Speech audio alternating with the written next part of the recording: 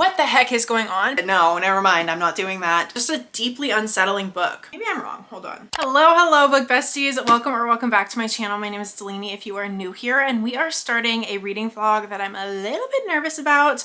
We're going to be reading books that intimidate me or books that are outside of my comfort zone. So this will be very interesting to kind of like step away from my typical like literary fiction, romance, kind of like my cutesy reading style, and dive into some books that are a little bit heavier, either in content or in like level of reading, I guess. A little bit more advanced, a little bit outside of my comfort zone, just kind of the whole range. If it makes me nervous, we are tackling it in today's vlog. Starting off with the genre that makes me the most nervous of all, I have a fantasy book, and that is Fantasma. This was recommended to me by my childhood best friend. We went to a bookstore recently and she was like, I just read this for a book club. I'm not really a full fantasy reader either, but I love this. And I was like, say less, queen. I picked it up that day and I'm starting it and I'm buddy reading it with another friend of mine. So all the friendships are playing a role in reading this book, and I'm very grateful for that because otherwise I probably wouldn't have been inspired to pick it up. And I'm excited. This is like a supernatural, I guess, paranormal, I think would be the term, fantasy. It's a paranormal fantasy, and it is intimidating already. I'm only on chapter 2, but I will say, here are my thoughts right out of the gate. I love that there are clear checkpoints. Like there is, it's reminding me of Caravel. If you've read that, there's like night 1, night 2, night 3 of Fantasma. It's kind of like, it's very much reminding me of Caravel in the format. So it's like divided by nights of Fantasma, and then in each section there are individual chapters, and the chapters are short and they have chapter titles. So kind of the double whammy there of my favorite things all combined. And the book started off, this is kind of what intimidated me, to be totally honest. It started off with like this little breakdown. I don't know if you can see that, but it's like the breakdown, like the hierarchy of paranormal beings. And there's a lot of terms like King of the Devils, Prince of the Devils, Devils, Demons, Wraiths, other immortal paranormal beings, mortal paranormal beings, classifications of ghosts, there's phantoms, poltergeists, apparitions, and ghouls. That's a lot. That's a lot to remember. So I'm definitely going to be referring to this page a lot throughout the book, I feel. We're diving in. Like I said, I'm only on chapter 2, which is literally like 4 pages in. So not a whole lot. All I've noticed is the section breakdowns, that little hierarchy at the beginning, and the chapter titles, which all great things so far. And I trust my friend's opinion and I trust her word. And I'm excited to be reading this with another friend and you guys. So I will keep you posted, but I wanted to hop on, introduce the vlog, because there's no turning back now. Once I start the vlog, we have to go through with it. I cannot back out. So we're going to be reading Fantasma as book 1, and this vlog could go in any direction. So buckle up, book besties. We are in for it together, and we will see how this goes. Okay, so I'm reading Fantasma, and I am at one of the first checkpoints. I just finished chapter 7, and we're about to start night 1 of Fantasma, and the setup was a little bit confusing at first. There's a lot going on there. I needed to figure out like what necromancers were, and again, like the hierarchy of paranormal beings, like really just getting in the mindset of being in a paranormal world is really interesting. But I am very excited to enter Fantasma. It's kind of like this game, almost like if you like trials in books, think like Hunger Games, Powerless, like that style. I feel like that's what this is going to be.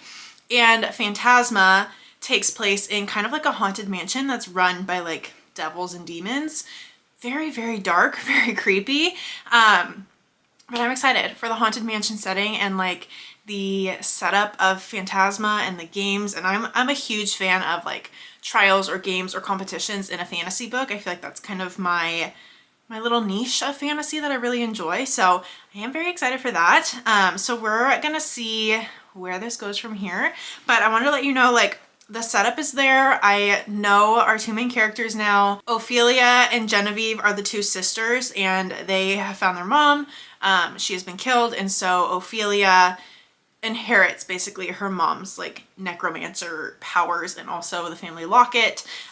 But they found out that like their family's in trouble and in debt and trying to solve the issue. They both end up entering Fantasma. So we're about to start night 1 of Fantasma. Shall be interesting. It feels like the perfect spooky, scary time of year for this. So I'm excited to continue reading.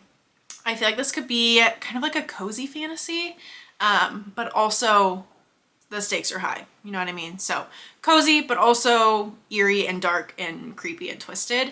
And I'm excited for the romance that I know is coming because my friend told me the romance in this book was top tier. So I'm excited for all that's to come. The setup is there. It was a little confusing, a little slow at first, but now that we're entering Fantasma, I think it's going to pick up. And fingers crossed that I'm able to follow it and really enjoy it. I feel optimistic about this one.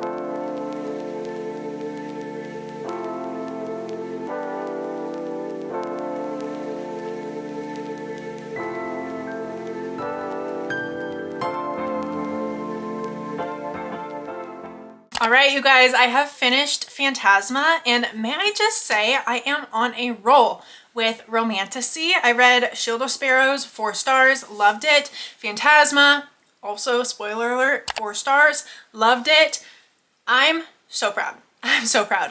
The ending of this book was, the friend I was buddy reading it with, I told her it felt like whiplash. It was like one thing after another, shocking moment, just like, what the heck is going on? But not in a confused way, just like all the pieces were being put together in the most shocking, but also like it made so much sense the way everything fell together. Beautiful ending and beautiful setup for the second book. I do think I'll be continuing the series. I loved the romance in this book. I love the spice. I love the sweet talk. I love all of it. Very much like protector vibes and like kind of taboo, like dangerous man. It was really well done. He's a devil. Like, I don't know, just like something about his darkness, but also him being so enamored with her. It was really interesting, and the spice was so well done. I just have to add, it was really phenomenal. I feel like the world building was decently easy to follow. I feel like I did an okay job. There was a couple moments where I was like, whoa, I have to reread, or I'm just gonna accept that I'm a little bit confused, but I don't feel like I missed out on the story because of it. I feel like it was still digestible. I think I understood most of it, and I feel confident that I could continue the series, which is really a great feeling. One of my favorite parts about this book was the female main character has OCD, and her OCD is almost personified in, it's called the shadow voice, and it speaks to her and like, you have to tap this thing 3 times, or you have to do this, or you have to do this. And if you've struggled with any of those thoughts, like any sort of mental illness, anxiety, OCD, anything like that, it felt really validating in a way to see it almost as a separate being and as like personified a little bit. Like obviously still just her thoughts and her internal voice, but to have a word for it and have a name for it, I really liked that. And it was really beautifully written. It didn't feel tackled in like a feel sorry for her type of way, but it brought awareness to OCD in such a really unique and insightful way. I love how that was written. I think it was written really responsibly and also really accurately and really fairly. So beautiful job on that. I also am intrigued to learn more about the sister, and from what I understand, I think the second book in the series is all about the sister, so I'm excited to continue. I'm excited that I read this. It took me 18 days. Me and my friend, it took us 18 days. She told me that. And I was like, that's a little bit embarrassing, but we did it. We still did it. I also like got insanely sick during that time period, like 102-degree fever, like out for the count. So 18 days, not ideal, but we still did it. I loved it. I enjoyed it. I'm excited to continue, and I pushed myself outside of my comfort zone, so that's super exciting. I don't know where we'll be going next outside of my comfort zone. I have a couple books that I am considering, but I'll keep you posted. I don't feel like making any big decisions right now, so I'll update you. Hello, we are back quite literally months later. I think the last book I read for this vlog was Fantasma, and I read that. I remember I was reading it on Halloween, and it is now 4 days before Christmas. So I had the goal to push myself outside my comfort zone, and clearly I said, no, never mind, I'm not doing that, and took like a month and a half off. So now we're back, and I'm reading The House in the Cerulean Sea. This has been on my TBR. It's one of the books that has been on my TBR the longest. It's just been sitting there and taunting me, staring at me. And yeah, even before I owned the physical copy, I had the, so many times I've had holds from the library for this book come in, and I'm like, no, not right now, not in the mood. The magical realism is a little scary to me. Not gonna read it, not gonna pick it up.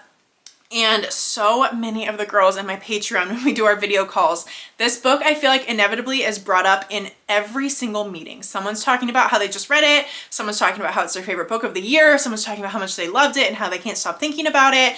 I cannot outrun this book. Like, it is everywhere I look. So it's only right that I'm picking it up and vlogging it. Why not? So reading a book outside my comfort zone, this definitely fits the bill. So I have started this. So far, all I know is we have our male main character. I think just our main character in general. I don't even know if there's a secondary main character, but Linus is basically, what is even his title? He's a caseworker in the department in charge of magical youth. So he kind of oversees some of the magical youth, and I believe what's happening, I'm telling you, I'm taking it very, very slow. I believe what's happening is he's being sent to oversee this particular group of children that have like magical abilities, or they're like magical creatures kind of, and he's told that they're very, very dangerous and he has to like keep an eye on them.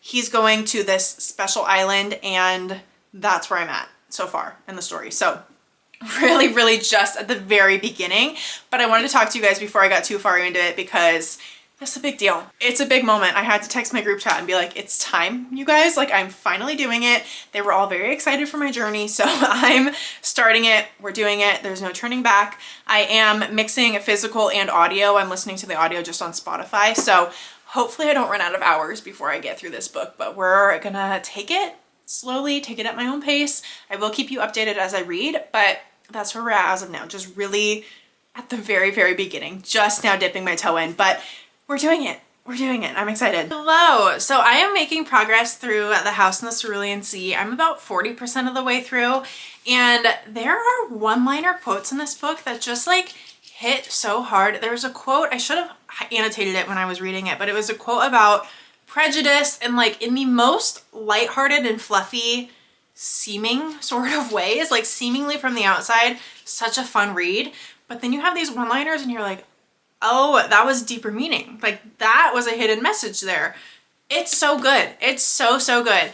I am having the best time. I won't say I'm like feeling super emotionally impacted. Like I'm saying, it's more of like a fun read so far. We have so many different unique characters. We have like a sprite, we have a garden gnome, we have just this big blob, we have a kid that turns into a Pomeranian, we have like the most magical mythical creatures and the most fun personalities and just a great creative plot. So having a really good time. I wanted to just touch base and update. Not feeling the strong emotional impact, except for every so often there's like that one liner and you're like, oh, that just made me think so much deeper than I thought this book was. So it's setting up, I feel like, to be a really deep and emotional and kind of like introspective, like prompts introspection type of book. That's not good wording whatsoever, but you know what I mean. And so I'm curious to see where we go from here. Not even 50% in yet. I started reading the physical copy, switched to audio, and it has been so much better on audio. It totally brings it to life, makes it more like whimsical and magical, hearing the different characters, and it just highly, highly recommend the audio. When I was physically reading, I could read like 3 to 5 pages at a time, and then I would put it down because I could not continue. So that is where we're at as of now. Having a great time, not feeling super strong feelings, but I'm enjoying the process. So that is the update. I have to run to work meetings. It is the first Monday back after the holiday break, and it has been crazy. So I have to go do some more work calls and then hopefully read a little bit more tonight. If I do, I'll check in with you. If not, I'll check in with you whenever I get around to it. But that's my hope, because I am thinking about this book when I'm not reading it. I'm like wanting to pick it up. It's so fun. Such a fun premise, such a fun plot, and really fun characters too. Hello, my loves. I finished The House in the Cerulean Sea, and it was such an interesting read. It was the most like giddy, whimsical, fun time, but so emotional simultaneously. I took pictures of multiple different quotes in this book. I'm gonna read you. Whoa, someone's at my front. I'm gonna read you just some of them. Some are so simple, like home is where you feel like yourself. Being different doesn't mean bad. And then there are some that are like so deep and like have so much meaning underneath the surface.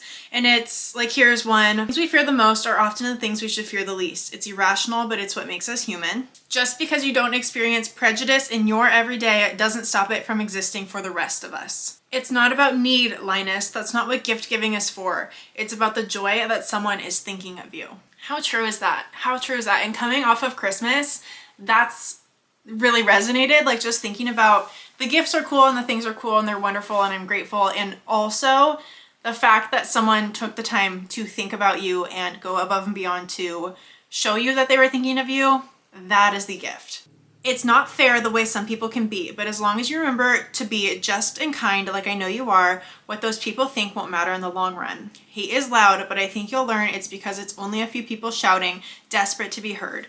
You might not ever be able to change their minds, but so long as you remember you're not alone, you will overcome. Sometimes our prejudices color our thoughts when we least expect them to, and if we can recognize that and learn from it, we can become better people. We should always make time for the things we like. If we don't, we might forget how to be happy. Humanity is so weird. If we're not laughing, we're crying, or running for our lives because monsters are trying to eat us. And they don't even have to be real monsters. They could be the ones that we make up in our heads. Don't you think that's weird? Oh, some of the quotes in this book, you guys, I did not expect it to be so fun and whimsical and simultaneously so emotional and so heartfelt. Solid 4-star read for me. I didn't get that 5-star feeling that a lot of the people that recommended this book to me did, but I definitely still loved it. I still really, really enjoyed it. I'm very glad I read it.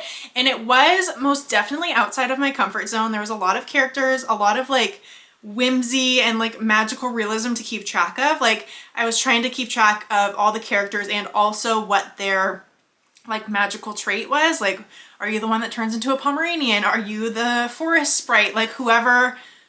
It wasn't only who's who, but who's what, if that makes sense. Really beautiful read. And it just like, what a cool way to tackle such big topics. Like, what an abstract view of really real everyday things that are going on, especially now in like our everyday world.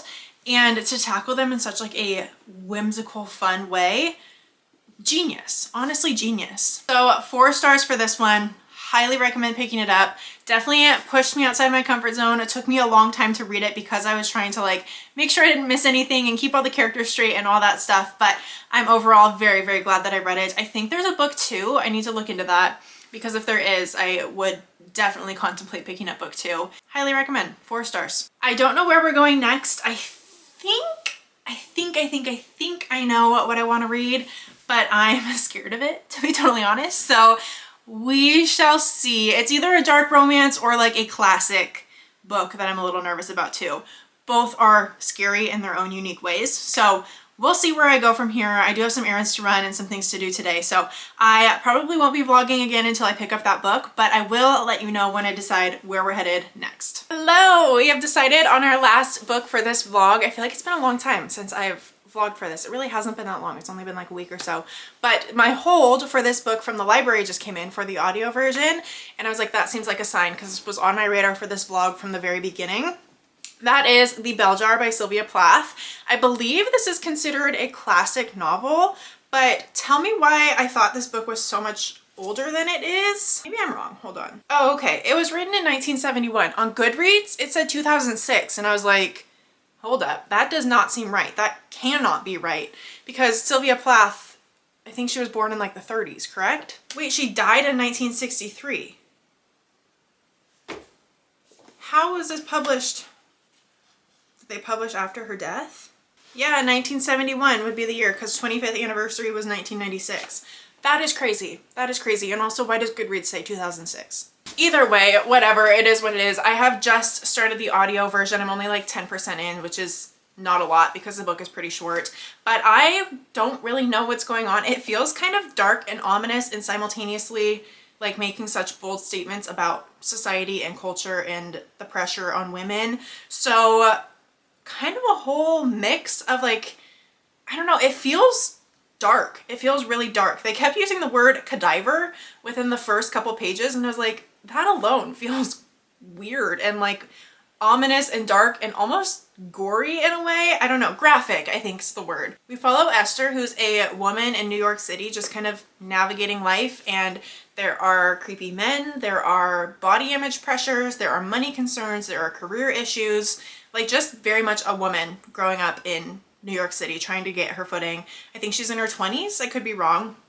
But she is kind of on the up and coming, what's the word I want? She is like up and coming in the New York City scene. So that is kind of the setup and the premise of this book. I feel like it's just going to be kind of a tale of her life from the blurb is kind of what I am reading. It says, Sylvia Plath masterfully draws the reader into Esther's breakdown with such intensity that Esther's insanity becomes completely real and even rational, as probable and accessible an experience as going to the movies. Such deep penetration into the dark and harrowing corners of the psyche is an extraordinary accomplishment and has made The Bell Jar a haunting American classic. So Esther's going to lose her mind, and we're going to see why, and we're going to see what pushes her to that point. I'm a little nervous. Everyone that I have seen comment as I say I'm reading this book is like, beware, like it's dark and very heavy, and I'm understanding that. I did not realize how dark and heavy. I thought it was more like commentary on society. Maybe it is. And maybe it's about just like mental health and psychology, but we'll see. I'm just now getting started, but I wanted to update you because that's where we're headed next and probably last for this vlog. I think we've done 3, correct? I started this vlog so dang long ago that I can't even remember where we started. I think it was Fantasma, which was October, and it's now January. That is so embarrassing. So either way, we're here now. We're doing it. The final book is going to be The Bell Jar, and I'll keep you posted as I read it. I still don't really know what's going on. We're just kind of getting the setup right now, but I will let you know when I know more. Hello, the lighting's a little weird. I'm trying to rapidly film my update before the sun goes down, and it is going down very quickly. So we have got to chat about The Bell Jar. I am almost done with it. It's a very short book. It's only just under 250 pages, and I have about 70 pages left, and it is heavy. It's very dark. There are a lot of quotes. I think I will like organize the quotes and kind of come back when I do my final rating and review and read you some of the quotes, because there are a lot that are really meaningful and really impactful still today. And like the messaging about women and wanting to have so many different lives and choosing one path for your life inevitably means that you kind of have to say goodbye to the other options in your life. Like, do you want to give your all to your career and not have children or a family? Do you want to be a full family woman? Do you want to try to juggle both? How does that work? Like, how do you figure out what life you want to live? And I feel like that's something I say all the time is like, I want to live 100 different lives. Like, I know very much what I want for my future, but also there's like so many different versions of me that I want to lean into. And that is talked about a lot in this book, as well as just like the pressure on women to follow the path, do the right thing, fall in love. And it's very interesting, very, very, very interesting. Our main character in this book is really struggling mentally, and there are very intense and very heavy moments in relation to mental health and like suicidal ideation and those topics. So please know that this book is heavy if you decide to pick it up. However, I'm understanding why it's such a classic. Like, I think the way that it's written is very dark. It's very unsettling, almost like skin crawly, eerie, but also so impactful and like memorable. And I don't know, just the way that it's written feels really brilliant and really intentional, I guess is the right word. I do have a nonfiction book, and it's like the unabridged journals of Sylvia Plath, and I'm kind of betting that she herself experienced a lot of mental health struggles in her lifetime, because it feels like it's written by someone that knows how it feels to be in that place. That's the best way I can put it. It's very raw and very vulnerable and very authentic. So it's dark. It's definitely heavy. I am taking breaks a lot while reading it. It's taken me quite a while to read this book, and it is very short, like I just said, under 250 pages, and it's taken me quite some time to make progress through it because I think it's so heavy. Like, you have to be prepared to pick it up, if that makes sense. So that's where I'm at as of now. Just kind of a quick little update. I do have to get ready to run. I have a event for my other job that I do. So gonna go finish getting myself together, and then I will hopefully be finishing the book soon. I'm getting a little bit tired of being in the middle of it just because I've been reading it for so long, I think, and I'm ready to just kind of finish the rest of it. I think next time I sit down with it, I will just finish the rest of the book. So I think I have one more sitting in me with that book, but that's where I'm at as of now. And then I will finish, collect my thoughts, my quotes, my rating, all the things, and come back to you with that then. But I wanted to update you in the middle of reading it. Very dark, very heavy, and draining to read, very draining to read. Hello, I am here with my final update on the bell jar and my final update of this entire video. Honestly, I feel so strangely about this book. You guys know me, you know I don't rate my nonfiction, I don't rate memoirs, poetry, anything like that, but I almost always rate my fiction, and I don't think I can rate this book. It was so deeply unsettling and disturbing, but also so important that like I did not enjoy my time reading this book. But I also feel like I know why it's such a classic. It makes so much sense why it's such a classic. I would equate it to, if you've read A Little Life, I feel similarly finishing this book as I did to finishing A Little Life, where it's like, that was devastating, that was gut-wrenching. I would never recommend that book to someone because like, it is so dark and so unsettling, and also kind of masterfully written, and like the topics covered are important to talk about, but man, what a deeply disturbing and unsettling book. That's how I feel. And like I sat down to rate it and I was like, I don't know how to rate this book. So not at all like me to not rate a fiction book. I normally rate every fiction book that I read, and this one I just can't. I just don't know. There's no rating that feels appropriate for this. So I told you guys in my last clip I would circle back with my rating and my quotes in my review. I have no rating for you, but I do have quotes. I did bring quotes, so I am going to live up to that expectation that I set for myself. So I'm going to read you some of the quotes, and I think that as I read the quotes, you'll understand a little bit more to why I'm struggling to rate it, but I'm just going to read you little snippets. Some of the writing was super beautiful. Like this quote is so simple. I took a deep breath and listened to the old brag of my heart. I am, I am, I am. Poetic almost in the way like that's written, and like the tempo of her heart beating I am. That was beautiful to me. I don't know. Simple one-liners. If you expect nothing from somebody, you are never disappointed. Heartbreaking, but like, yeah, I don't know. I felt my lungs inflate with the onrush of scenery. Air, mountains, trees, people. I thought, this is what it is to be happy. I liked that one. That was like one of the few hopeful, happy moments of the book. The silence depressed me. It wasn't the silence of silence, it was my own silence. Do I know what she meant by that? Not really. I think it had deep meaning, but I fear I missed it on that one. I highlighted that just as like an example of the writing in this book. Brilliant, and sometimes I fear it went over my head a little bit. If neurotic is wanting two mutually exclusive things at one and the same time, then I'm neurotic as hell. I'll be flying back and forth between one mutually exclusive thing and another for the rest of my days. I think in the last clip I talked briefly about the messaging specifically for women about like choosing one path for your life and one thing you want for your life, and how in doing that you kind of have to grieve all the other possibilities and all the other lives that you've considered living, and like all the other possibilities out there. That quote I feel like just kind of summed up everything about it, is like wanting so clearly two things that can't coexist. And I don't know if that's a women experience. I don't know if that's a universal experience with everybody. I don't know, but that stuck out to me. I was like, I felt that. I don't know. I feel like that was really beautifully written. Here's a sad one. The trouble was I had been inadequate all along. I simply hadn't thought about it. And here's a heavy one too.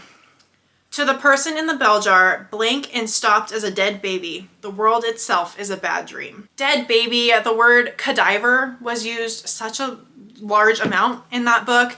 It's just dark. It's just not gory. That's not the word I want. It's unsettling. I don't know, just a deeply unsettling book. And because of that, I have no idea how to rate it. So I have no star rating for this one. I don't even know if I would say I recommend it. It's a strange one for sure. I understand why it's a classic. I really do. But with that, after 3 months of reading, we are finally closing out this reading vlog. This has been a doozy. I don't know why it took me so long. I guess pushing myself out of my comfort zone just really must have freaked me out or something, because it took me forever. I think this is the longest reading vlog I've ever had going. So we finally made it to the finish line. We finally read 3 books. 3 books in 3 months. So what you gonna do about it? It's fine, we're here now. But thank you so much for bearing with me. Thanks for hanging out with me over the last 3 months of reading. And that is all for today. So make sure you're subscribed here so you don't miss any future videos, and I will catch you in the next one. Bye, book besties.